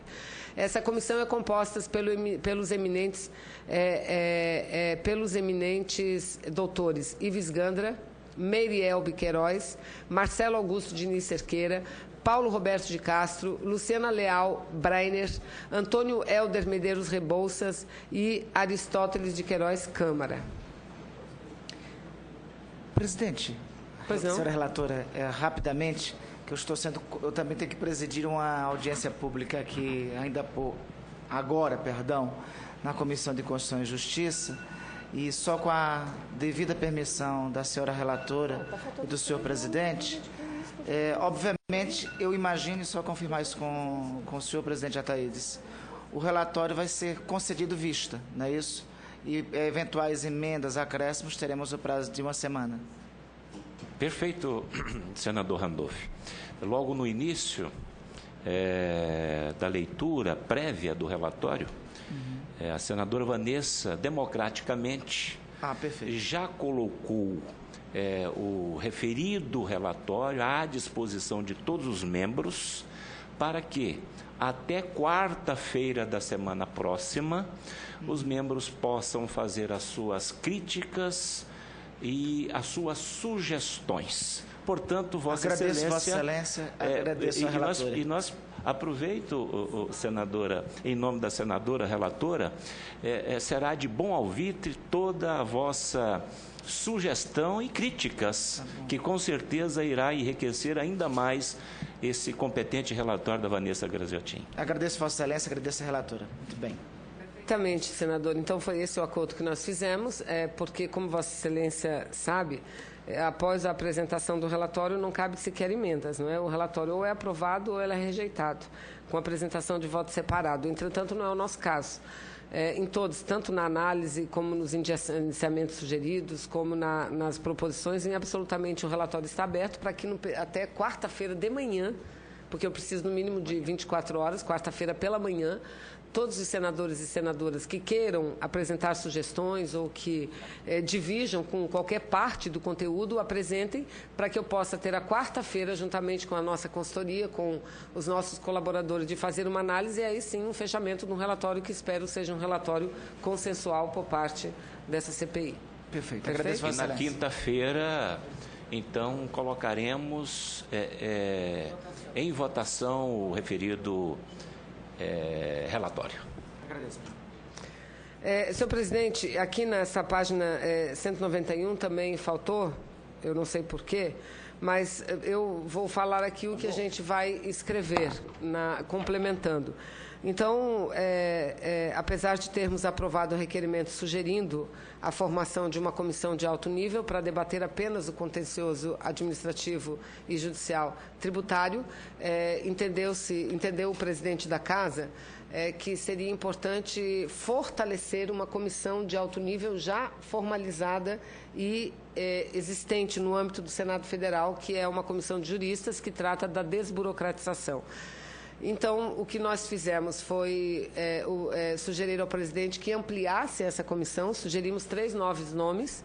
Entre eles, eu não sei se eu estou com os 3 nomes aqui, mas que eu me lembre de cabeça, o doutor Heleno Torres e mais outros 2 juristas importantes que foram agregados e, através de um ato publicado pela presidência do Senado Federal, através do ato do presidente, foram agregados a essa comissão. Dialogamos com o ministro do Superior Tribunal de Justiça, Mauro Campbell, que é o coordenador dessa comissão, que garantiu que em breve estaria formalizada a subcomissão para tratar especialmente desta questão do contencioso administrativo tributário. Porque as conclusões que nós não conseguimos chegar, creio que esta comissão, que são formadas de pessoas que só cuidam disso, que só estudam isso, não é? Essa comissão deva nos apresentar, e aqui, se não, eu devo estar sugerindo aqui, porque está entre as minhas decisões, não fui eu que digitei, mas estava entre os meus rascunhos, que a gente sugira ao presidente do Senado que sugira à comissão, porque ele foi quem formalizou a comissão, um prazo até o primeiro semestre do ano de 2016 para que eles apresentem ao Senado Federal um anteprojeto que trate de uma reformulação completa do contencioso administrativo tributário no país. Então, a gente sabe que é um assunto complexo, por isso, e aí seria importante que eles levassem em consideração os consensos que nós conseguimos formar aqui nessa comissão. Então, é fundamental que o Congresso avance na renovação da Lei da Execução Fiscal, mormente a partir do novo Código do Processo Civil, não apenas como atualização de seus dispositivos, mas para reduzir o excessivo e crescente passivo tributário, segundo os paradigmas dos modelos adotados por diversos países na atualidade. Nenhum país pode ser competitivo com 1,5 trilhão de débitos tributários acumulados em cobrança judicial. Nenhum país, senhor presidente. A gente percebe que o debate nacional ele gira em torno muito do que fazer com o dinheiro arrecadado e como arrecadar mais recursos, mas muito pouco naquilo que deveria estar focado, que é como melhorar a eficiência na arrecadação. Melhorar, eu acho que em âmbito mundial, a gente tem conseguido avanços significativos nesse debate, por conta até, infelizmente, de um mal que vem ocorrendo no mundo, que é o crescimento das ações terroristas, né, sobretudo lá no Oriente Médio, como o Estado Islâmico. Então, a capacidade financeira, a capacidade desses grupos terroristas internacionais tem feito com que instituições financeiras, com que países, com que estados nacionais dialoguem entre si a necessidade de uma maior transparência, de acordos mútuos para evitar-se esse tipo de coisa. Não é à toa que nós estamos prestes a votar aqui a lei da repatriação, que tem tudo a ver com o tema principal dessa CPI. Tem tudo a ver com o tema principal da CPI, porque a lei da repatriação é uma possibilidade que estaríamos dando, através da legislação brasileira, para que pessoas físicas, jurídicas, que tenham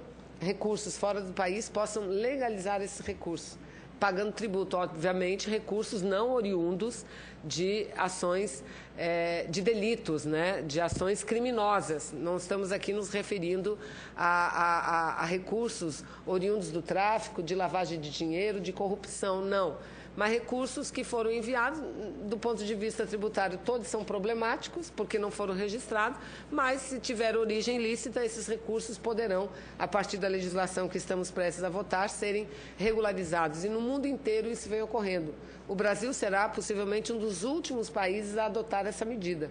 Outros já adotaram. Por quê? Porque avança rapidamente os acordos internacionais para que haja transparência, trocas de informações e normas que impeçam não só a evasão de divisas, mas que obriguem empresas a pagarem tributos nos países onde produzem. Porque muitas empresas, senhor presidente, produzem num país, vendem num segundo, mas recolhem tributo no terceiro. E quando a gente vai olhar, o terceiro é um paraíso fiscal que não cobra tributo nenhum.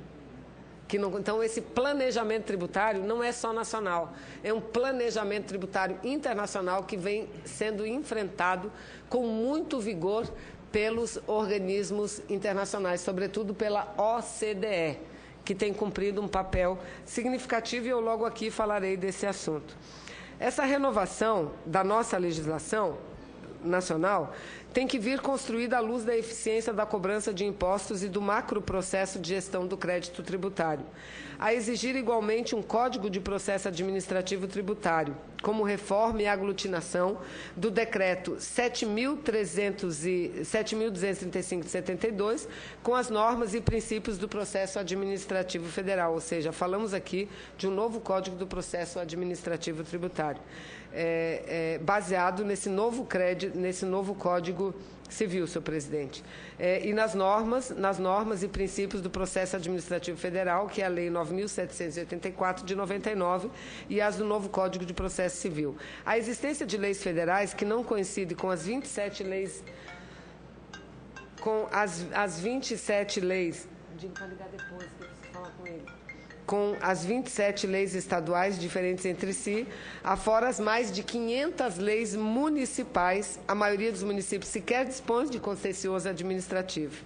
Urge, então, a introdução de um código uniforme de normas gerais sobre o processo administrativo fiscal, para aplicação equivalente no âmbito das administrações tributárias da União, dos Estados, do Distrito Federal e dos municípios, senhor presidente. Essa é uma opinião consensual que nós construímos aqui no âmbito dessa CPI.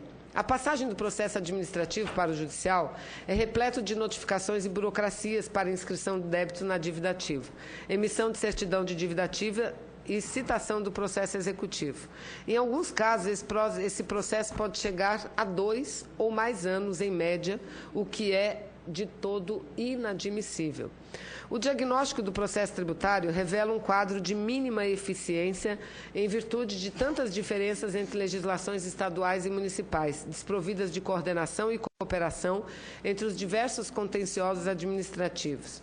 Falta de unidade de jurisprudência, tempo excessivo na solução dos litígios, prazos processuais divergentes, prejuízos à segurança jurídica por afetação aos direitos de ampla defesa e elevado custo de conformidade a todas essas legislações por parte dos contribuintes. Contudo, o pior mesmo está no represamento do passivo tributário, que hoje totaliza mais de 2,5 trilhões de reais.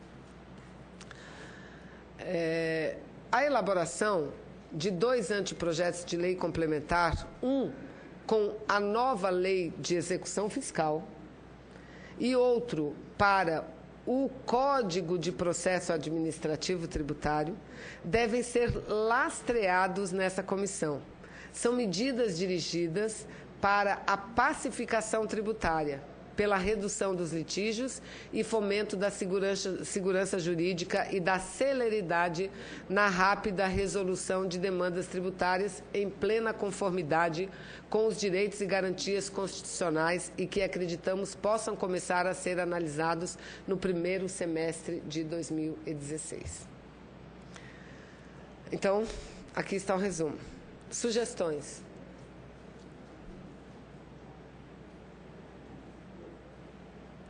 Vejo que os meus acordos internacionais não entraram aqui, senhor presidente, que temos que colocar. Houve uma falha na digitação.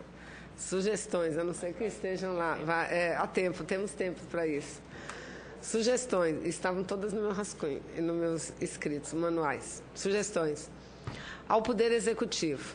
Por se tratar de um meio complexo, não foi possível construir um consenso entre todas as opiniões dos parlamentares no âmbito da CPI, até mesmo em virtude de a comissão ter de se desdobrar nos debates e na etapa investigativa. Tudo isso denota a necessidade de que o debate prossiga. Sem prejuízo disso, podem ser feitas as seguintes sugestões ao Poder Executivo para que pratique atos de sua competência privativa. 1. Extinção da paridade da composição do CARF. Aí a gente explica, senhor presidente, que eu não vou me deter à leitura, tá certo? Mas a gente faz uma longa... a gente elenca um rol aqui de questões que justificam essa nossa opinião sobre a necessidade da extinção da paridade. Agora, resumidamente, por que isso? Porque nós temos um processo administrativo CARF, que é a instância do CARF e a instância especial do CARF, e que esse é o fórum paritário, que tem metade dos representantes representando o Estado e metade dos representantes representando os contribuintes, né? E foi exatamente aí o palco de todas essas ações de ilegalidade, de imoralidade e de desvio de recursos públicos. Depois de decidido no âmbito do CARF, decidido por julgadores representando esses 2 polos, dos contribuintes e de quem arrecada a contribuição, que é o Estado.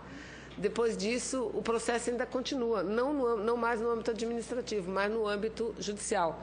Só que para o âmbito judicial, só quem pode recorrer é o contribuinte. Então, a gente entende que a primeira fase, a fase administrativa, deveria ser uma fase onde se manifestassem exclusivamente agentes públicos. Né? Então, esse é um consenso que nós formamos aqui. O segundo, transformação do CARF em instância recursal especial no contencioso administrativo fiscal. Também a gente argumenta aqui, levando em conta que a maioria das decisões das delegacias regionais são mantidas pelo CARF, com sede de recurso voluntário. E considerando que os recursos de ofício já incluem boa parte das hipóteses de autuações de grande monta, nós estamos sugerindo ao Poder Executivo que reformule as atribuições do CARF previstas pelo Decreto 7.235. Podemos pensar também na extinção dos recursos das delegacias regionais para o CARF, de maneira que esse órgão de segunda instância fique reservado às decisões sobre uniformização da jurisprudência em matéria tributária e não fique a debater questões fáticas ou de pequena relevância. Assim, o CARF passaria a ser não um mero órgão revisional das decisões tomadas pelas delegacias, mas uma verdadeira instância de unificação e jurisprudência de entendimento no âmbito do contencioso tributário. Essa alteração precisa ocorrer no âmbito do Decreto 70.325 de 1972. As conclusões. Então, passamos às conclusões. E aqui, perfeito, faltaram as sugestões. Sugestões ao presidente do Senado Federal, ao presidente da Câmara dos Deputados do Senado Federal. Seria a sugestão da comissão de alto nível, que é para reforçar o que nós já colocamos aqui, que até meados do semestre que vem, então, que o próprio presidente do Senado sugira à comissão de alto nível que entregue a nós esses dois projetos que nós estamos aqui registrando, a nova Lei de Execução Fiscal e o novo Código do Processo Administrativo Tributário. E também pedir celeridade na votação dos acordos, não é isso? É o último? Então está aqui no último, mas vamos lá. Enfim, e na Câmara dos Deputados a mesma coisa, que tem um acordo muito importante, celebrado no âmbito de 2011, que envolve 128 países e que ainda está na Câmara dos Deputados, senhor presidente. Em 2011, nós estamos em 2015, ainda está na Câmara dos Deputados e depois ainda virá ao Senado Federal. Conclusões. A partir de todos... mas nós temos que colocar, mesmo estando lá, nós temos que colocar aqui nas sugestões, porque nós temos um item sugestões, e sugestões não cabe apenas ao Poder Executivo, cabe também ao nosso próprio poder, né? Ao Poder Legislativo. Conclusões. A partir de todos os elementos de prova colhidos e das audiências públicas realizadas, percebeu-se e descobriu-se a existência de um esquema criminoso, que contava com a participação de diversos atores, todos eles com condutas igualmente reprováveis.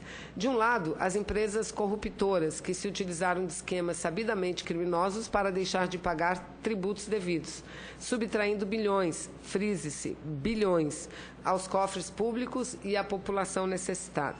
Na outra ponta, os agentes corruptos, conselheiros e ex-conselheiros do CARF, que vendiam sua dignidade em troca de dinheiro, despindo-se da função de julgar para vestirem a toga da vileza, da veleidade e da corrupção. Finalmente, os intermediários, as empresas de, entre aspas, consultoria e escritório de, entre aspas, advocacia, que eram, na verdade, sumidouros de dinheiro derivado de propina e agências de compra e venda de decisões no âmbito do CARF. Por meio desse esquema, como se demonstrou, todos ganhavam. Ganhava a empresa corruptora, que via os débitos tributários ser reduzidos a pó, inclusive com danos inestimáveis contra os concorrentes que atuavam de forma lícita.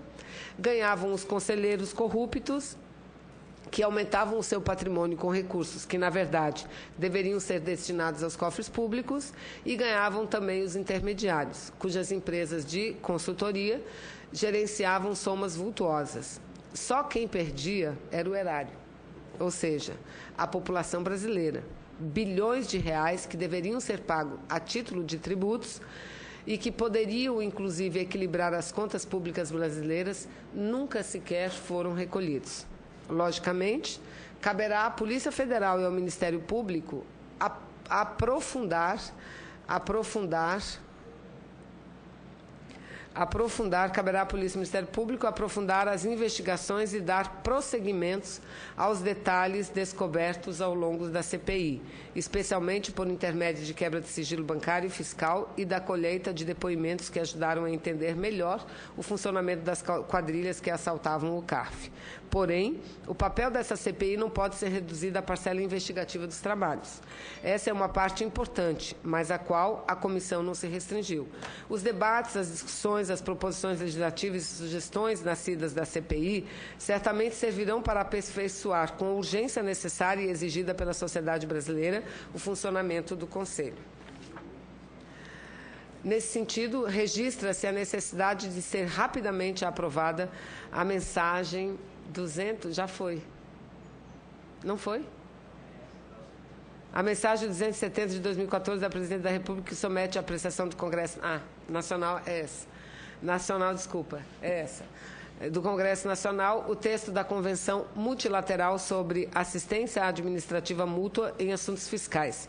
Essa matéria, ainda pendente de votação na Câmara dos Deputados, precisa ser aprovada e rapidamente, até mesmo para aperfeiçoar a forma de a investigação em matéria de ilícito tributário. Senhor presidente, nós vamos incluir aqui um outro capítulo, um outro item, que é tratando do ponto de vista desse assunto, do ponto de vista internacional, mostrando que isso é um problema que envolve vários países e que, internacionalmente, no âmbito da multilaridade em que todos os países estão envolvidos, as iniciativas já estão sendo tomadas, e com maior celeridade do que as iniciativas que deveríamos tomar internamente no Brasil. E que nós também devemos acelerar essas iniciativas aqui. E no item das sugestões, nós também transportaremos o que está aqui, reforçaremos ali no âmbito das sugestões, tanto para a Câmara dos Deputados como para o Senado Federal, porque após a aprovação do relatório, seria muito interessante que fôssemos pessoalmente entregar cópia do relatório aos presidentes das duas casas, do Poder Legislativo, ao Supremo Tribunal Federal, ao Ministério Público Federal, enfim, todos aqueles procedimentos, né? E depois, talvez, uma outra sugestão que nós poderíamos fazer também seria da formação, quem sabe, de uma comissão especial para acompanhar, uma comissão permanente especial ou uma subcomissão no âmbito de uma comissão para acompanhar a evolução. No âmbito da CAI, por exemplo, vamos discutir o da CMA, para acompanhar a evolução, porque não podemos deixar que esse assunto morra aqui. Acompanhar tanto o desenvolver dos trabalhos da Comissão de Juristas, como a tramitação dos projetos de leis que aqui se encontram, aqui ou na Câmara dos Deputados. Queremos, na qualidade de relatora, registrar a competência com a qual foram conduzidos os trabalhos pelo presidente da comissão, senadora Thaídes Oliveira. A diligência dos membros da comissão, em especial os que foram mais assíduos às reuniões deliberativas e às oitivas, colaborando com a formulação de perguntas fundamentadas e perspicazes, que facilitaram sobremaneira o trabalho da relatoria. O denodo da assessoria das CPIs no âmbito do Senado, especialmente na pessoa do senhor Felipe Costa Geraldes, secretário da CPI, e da senhora Adriana, não está mais aqui a Adriana, da senhora Adriana Alves Zaban, secretária das Comissões Parlamentares de Inquérito e da assessoria dos senadores. Acho que seria bom a gente nominar também, não é? Nominar também, senhor presidente, a colaboração decisiva da Polícia Federal e do Ministério Público Federal no compartilhamento das informações e a inteligência das sugestões trazidas por especialistas para a reformulação do CARF. Vamos fazer a complementação citando nomes que é muito importante deixar registrado. O nome de seus assessores, o nome do doutor Alexandre, o delegado que esteve conosco aqui durante o tempo todo, muito dedicado, assim como do Gustavo, do Sândalo e tantos outros que nós vamos fazer questão de nominá-los aqui, viu, Sândalo? Nominá-los aqui no nosso relatório. Nessa quadra, a CPI CARF concluiu seus trabalhos com os seguintes resultados. A apresentação de uma proposta de emenda à Constituição e um projeto de lei ordinário e 2 projetos de lei complementar cujas minutas de justificação estão anexas a esse relatório. B. Sugestão ao Poder Executivo para que se promova alterações na composição e nas alterações do CARF, nos itens 7.1 desse relatório. O pedido C. O pedido de indiciamento de pessoas envolvidas no esquema criminoso e listados no item 4 desse relatório. D. O encaminhamento desse relatório final a Polícia Federal e o Ministério Público para que promovam os respectivos indiciamentos e responsabilização civil e criminal dos infratores, respectivamente. A recomendação à Comissão de Desburocratização do Senado Federal, está aqui, a gente precisa organizar melhor, para que atenda à necessidade de apresentar no primeiro semestre de 2016, que eu considero isso aqui o ponto crucial, propostas de atualização do Código Tributário Nacional e também do novo Código de Processo Administrativo e Tributário, que seja amparado pela Constituição Federal, e novo Código de Processo Civil, além de promover as alterações para que crimes tributários deixem de ser crimes sem punições. Porque crime tributário não é crime e não tem punição nenhuma. Esperando que a Polícia Federal realize os indiciamentos aqui recomendados, que o Ministério Público Federal utilize as provas aqui produzidas e ora relatadas, a fim de responsabilizar civil e criminalmente os infratores, que o Congresso Nacional dê rápido andamento à PEC 112, aos PLs 542, 543 e 544 de 2015 e que o Poder Executivo reformule o CARF, extinguida a paridade e própria participação dos membros não servidores. Apresentamos este relatório final, nos termos do parágrafo 3º do artigo 58 da Constituição Federal, em conclusão dos trabalhos da CPI CARF. Sala de comissões, senador Taídes, presidente, senadora Vanessa, relatora, é o relatório, senhor presidente. Obrigado, senadora Vanessa Graziotin. E quero, a priori, porque o relatório ainda não fora concluído, eu quero, a priori, já parabenizá-la por esta apresentação prévia, vamos chamar assim, prévia, né, do relatório, mas que deixa muito claro qual é o escopo, o que realmente o trabalho dessa CPI se resumiu nestes quase 8 meses. E parabenizar também a Vossa Excelência, senadora Vanessa, por essa forma democrática de já abrir vista, não é, a todos os nossos membros desta CPI, para que todos os nossos senadores e senadoras que compõem esta comissão possa fazer, então, as suas análises e as suas sugestões. E eu já até peço a Vossa Excelência se digne que peça, né, aos nossos colegas que os faça essas sugestões. Vamos até formalizar. Então, me permita essa formalização, não é? Que eu não tenho dúvida que... O senhor fala que concede vista coletiva. Tá. Nós concedemos vista coletiva, já dizemos aqui no início, não é? Do trabalho hoje nessa sessão, que a vista seria coletiva a todos, não é? E vamos, então, formalizar pedindo a cada membro que faça a sua sugestão, que eu não tenho dúvida que será de extrema valia, né, para a conclusão final do nosso relatório, do relatório de Vossa Excelência. E essa sugestão, senadora Vanessa... Eu acho que eu preciso de alguns esclarecimentos. Por favor. A ideia é que a gente vote o relatório quinta-feira da semana que vem. Ele tem que estar disponibilizado até quarta? Então, a última versão? Até quarta, presidente. Então, a gente só vai ter que, quando formaliza o pedido de vistas, pedindo que todos encaminhem a relatoria até terça-feira.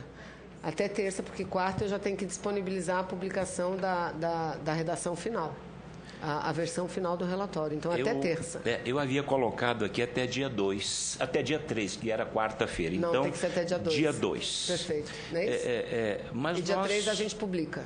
Mas nós podemos também, se Vossa Excelência concordar, se não for possível a conclusão do relatório até esta data, dia 2, nós podemos, então... dar mais uma semana, já que a CPI... É que eu viajarei, eu vou para uma missão do Senado e estarei fora. Ok, então... A terça-feira é 1? Eu olhei errado, então está corrigido aqui dia 1. Perfeito, então fica até dia 1º, nós vamos então passar um memorando, um ofício, pedindo então a colaboração de todos os nossos companheiros aqui, colegas desta CPI. E essa sugestão, senadora, várias sugestões que Vossa Excelência colocou, entre elas solicitar da presidência do Senado Federal uma comissão permanente para que nós possamos acompanhar os trabalhos da Zelote, que eu acredito que não vai se encerrar por enquanto, né? Como também acompanhar os projetos, acompanhar também o funcionamento do CARF. Eu vejo que será realmente de muita valia para o povo brasileiro. Falando aqui dos projetos, senadora, eles ainda estão parados, lamentavelmente. Mas eu acredito que com a sua devida movimentação, evidentemente que a discussão então começará, não é? E eu vejo que tanto a PEC 112 como os projetos apresentados por Vossa Excelência são projetos que vêm realmente atender a necessidade deste contencioso. Evidentemente que tem que se discutir e temos que fazer as correções necessárias, né? Mas eu percebo que essas CPIs, elas têm contribuído muito com o povo brasileiro, mesmo às vezes não agradando, não nos agradando 100%, porque sempre a gente quer fazer o melhor e, lamentavelmente, por limitações, conforme Vossa Excelência colocou logo no início da sessão, mas acredito sim no resultado positivo dos nossos trabalhos, principalmente nessa parte legislativa.